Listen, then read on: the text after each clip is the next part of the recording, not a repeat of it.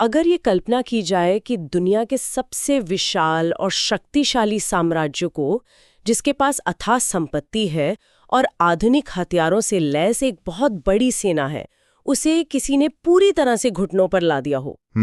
और वो भी बिना किसी हिंसक विद्रोह के। बिल्कुल। आज के इस गहन चर्चा का मुख्य विषय यही वैचारिक क्रांति है। हमारे सामने जो ऐतिहासिक दस्तावेज और स्रोत मौजूद है, वे भारतीय स्वाधीनता संग्राम के सबसे प्रभावशाली कालखंड का विस्तृत विश्लेषण करते हैं। जी। 1869 से लेकर 1948 तक का ये समय, जिसे गांधी युग कहा जाता है, ये सत्य, अहिंसा और स्वतंत्रता की एक महागाथा है। बिल्कुल, एक बहुत ही महत्वपूर्ण कालखंड। तो आइए इसे थोड़ा विस्तार से समझते हैं। दस्तावेजों को देखने पर मोहनदास करमचंद गांधी की शुरुआती कहानी बहुत ही साधारण लगती है। बिल्कुल। मतलब 2 अक्टूबर 1869 को गुजरात के पोरबंदर में जन्म हुआ। उनके पिता करमचंद गांधी और माता पुतलीबाई थीं। एक सामान्य परिवार। जी। और फिर वकालत की पढ़ाई के लिए इंग्लैंड की यात्रा। मैं सोच रही थी जैसे किसी महानायक की एक ओरिजिन स्टोरी होती है ना। हाँ, बिल्कुल होती है। वैसे ही यहाँ शुरुआत में कोई ऐसा असाधारण बिंदु दिखाई नहीं देता जो एक वैश्विक महानायक के निर्माण का संकेत दे।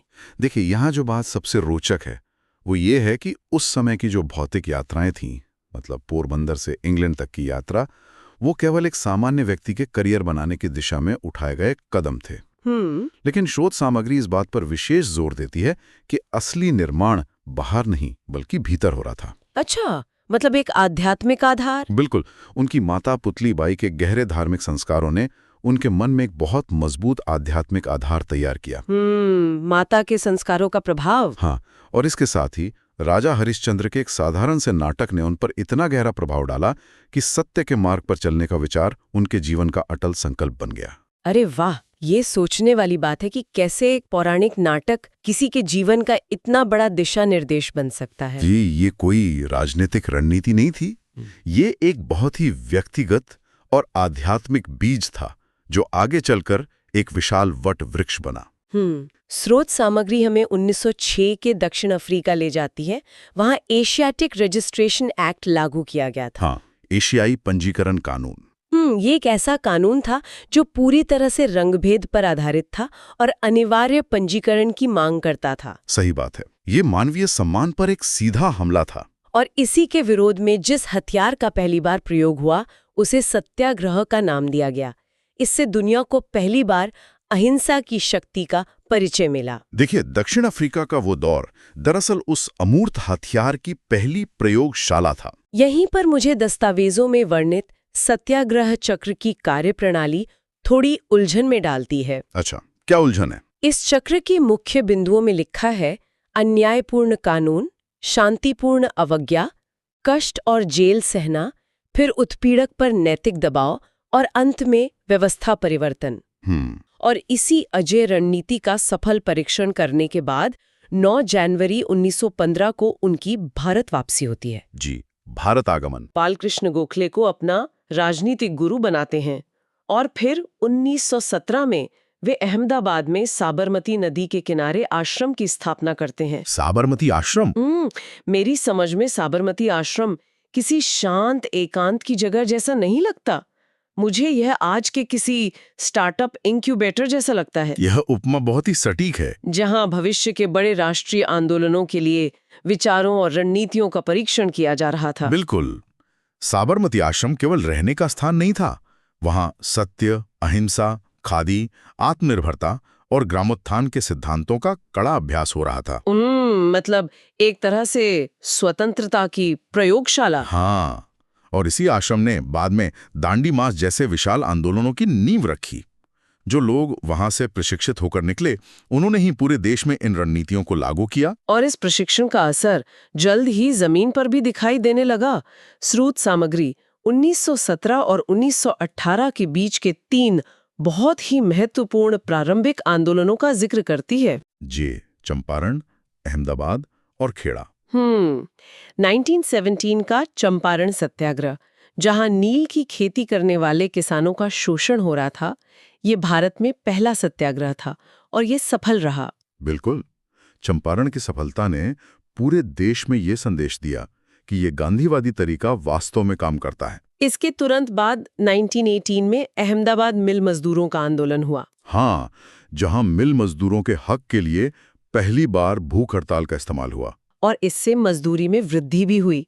फिर उसी साल 1918 में खेड़ा का आंदोलन हुआ, जहां अकाल के बावजूद भारी लगान वसूला जा रहा था। और वहां भी किसानों की ऐतिहासिक जीत हुई। तो इन 3 प्रारंभिक सफलताओं ने, एक किसान आंदोलन, एक मजदूर आंदोलन और एक लगान के खिलाफ आंदोलन, इन तीनों ने मिलकर एक बहुत बड़ा बदलाव किया। जी, इन्होंने सदियों से डरे हुए भारतीय जनमानस के भीतर से उस डर को निकाल दिया।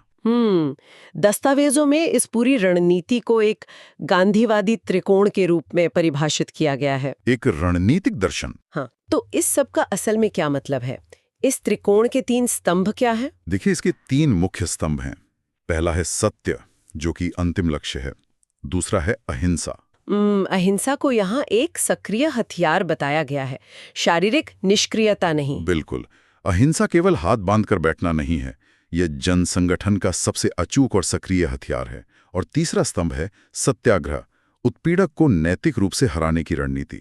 और इन तीनों ने मिलकर ब्रिटिश साम्राज्य को झुकने पर मजबूर कर दिया। जी, इसी दर्शन का सबसे व्यापक रूप हमें जन आंदोलनों की पहली लहर में दिखता है, 1919 से 1922 के बीच का समय। ये खिलाफत और असहयोग आंदोलन का दौर था। हाँ, जिसका मुख्य उद्देश्य जलियांवाला बाग हत्याकांड और उस दमनकारी रॉलेट एक्ट का विरोध करना था। रणनीति में स्वदेशी का उपयोग और ब्रिटिश संस्थानों का बहिष्कार शामिल था। ये हुकूमत की प्रशासनिक रीढ़ तोड़ने का एक सीधा वार था। लेकिन यहाँ एक बात मुझे बहुत अजीब लगती है। जब ये असहयोग आंदोलन अपनी चरम सफलता पर था, तब 1922 में चौरी चौरा की एक हिंसक घटना हो जाती है। जी, चौरी चौरा की घटना। और सिर्फ इस एक घटना के कारण पूरे देश का आंदोलन तुरंत वापस ले लिया जाता है। मतलब क्या ये एक बहुत बड़ी रणनीतिक भूल नहीं थी, इतने बड़े आंदोलन को अचानक रोक देना? ये निर्णय बहुतों को हैरान करने वाला लगा था। लेकिन अगर हम इसे उसी गांधीवादी त्रिकोण के नजरिए से देखें, तो इस सिद्धांत के प्रति पूर्ण अडिगता को दर्शाता है। अच्छा, कैसे? देखिए, अगर आंदोलन हिंसक हो जाता तो गांधी जी का मानना था कि ब्रिटिश सरकार को अपनी विशाल सैन्य शक्ति का इस्तेमाल करने का नैतिक बहाना मिल जाता। अहिंसा ही वो ढाल थी जो निहत्थी जनता की रक्षा कर रही थी। तो मतलब वे अपने सिद्धांतों के साथ कोई समझौता नहीं कर सकते थे? बिल्कुल नहीं। यह इस बात का प्रमाण था कि लक्ष्य जितना महत्वपूर्ण है, उस तक पहुंचने का साधन भी उतना ही पवित्र होना चाहिए। समझ गई। इसके बाद 1924 में बेलगाम अधिवेशन होता है, जहां गांधी जी पहली और आखिरी बार कांग्रेस अध्यक्ष बनते हैं। जी। और फिर जन आंदोलनों की द्वितीय लहर आती है, 1924 से 1930 का वो दौर जो सविनय अवज्ञा आंदोलन और 1930 के ऐतिहासिक दांडी मार्च तक पहुंचता है। 24 दिनों की वो लंबी पदयात्रा। हाँ, साबरमती आश्रम से दांडी के समुद्र तट तक। लेकिन मुझे ये सोचकर हैरानी होती है कि विरोध के लिए सिर्फ नमक को ही क्यों चुना गया? मतलब इतने सारे बड़े बड़े कानून थे, फिर एक मुट्ठी नमक बनाकर ब्रिटिश सत्ता को चुनौती देने का क्या अर्थ था? यहीं पर उनकी रणनीतिक प्रतिभा उभरकर सामने आती है। नमक कोई मामूली चीज नहीं थी, ये समाज के हर वर्ग को जोड़ता था। अच्छा, मतलब हर किसी की जरूरत। जी। ब्रिटिश सरकार ने इस पर एकाधिकार जमा रखा था। जब समुद्र किनारे नमक बनाया गया तो वो सिर्फ एक कानून तोड़ना नहीं था, वो ब्रिटिश सत्ता के एकाधिकार पर सीधा और सर्वव्यापी प्रहार था। अरे वाह! और इसी दबाव के कारण कूटनीतिक मोर्चे पर भी बड़े बदलाव आए। बिल्कुल। 1931 में राजनीतिक मोर्चे पर गांधी इरविन समझौता हुआ। बिल्कुल, और फिर गोलमेज सम्मेलन में जाने का निर्णय लिया गया। लेकिन बात सिर्फ अंग्रेजों से लड़ाई तक सीमित नहीं थी। नहीं, सामाजिक सुधार का मोर्चा भी उतना ही महत्वपूर्ण था। हाँ, दस्तावेजों में 1931-1932 के दौरान दोहरे मोर्चे की बात कही गई है।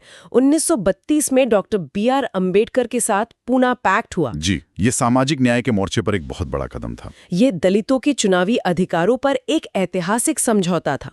और अस्पृश्यता के विरुद्ध हरिजन सेवक संघ की स्थापना भी की गई और देश भर में हरिजन यात्रा की गई।